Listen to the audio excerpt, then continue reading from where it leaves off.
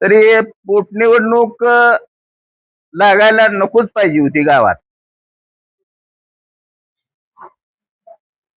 गजेंद्र पिशे हे आमचे मित्र. आम्ही 35 वर्ष झालं आमची 7वी दोघांची मिळून पंचवार्षिक आहे या गावाची सेवा करण्यात.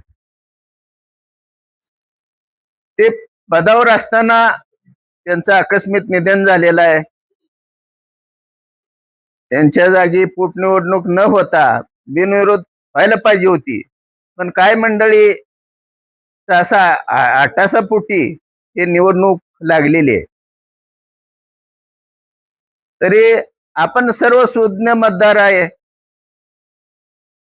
स्वप्नील हा मुलगा आपल्या सगळ्यांच्या विचाराचा असून आणि तो कुणाचं आपल्या जाणत्या माणसाचं किंवा अनेक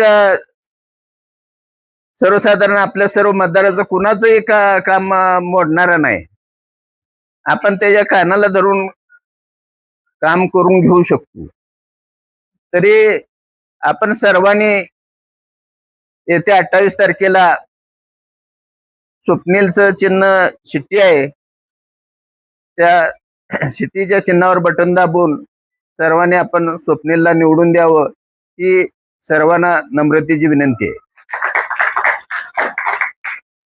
पोटनिवडणुकीसाठी समोरचे उमेदवार म्हणतात मला गावाची सेवा करायची आहे किंवा मला संधी मिळाली पाहिजे. संधी अशी मागून मिळत नसती. लोकांनी प्रेम करावं लागतं, लोकांनी संधी द्यावी लागती, त्यावेळेलाच संधी मिळत असती. असं मागून कधी किंवा आटासापोटी संधी कधी मिळत नसती हे त्यांनी लक्षात ठेवावं. आपण नम्रपणे सर्वांना विनंती करून स्वप्नीलसाठी मतदान मागून आपण त्यांना सर्वांनी विजयी करायचं आहे.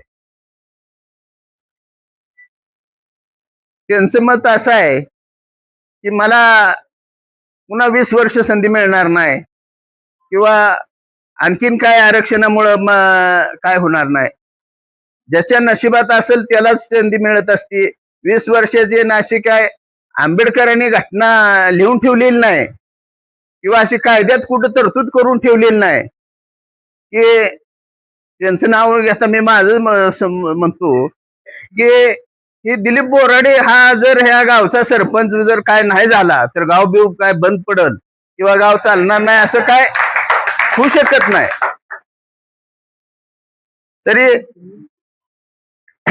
आपण सगळ्यांनी शांतपणानं विचार करून स्वप्नील पिशे यांच्या शिट्टीला मतदान देऊन आपण त्यांना विजयी करायचं आहे. एवढं बोलून मी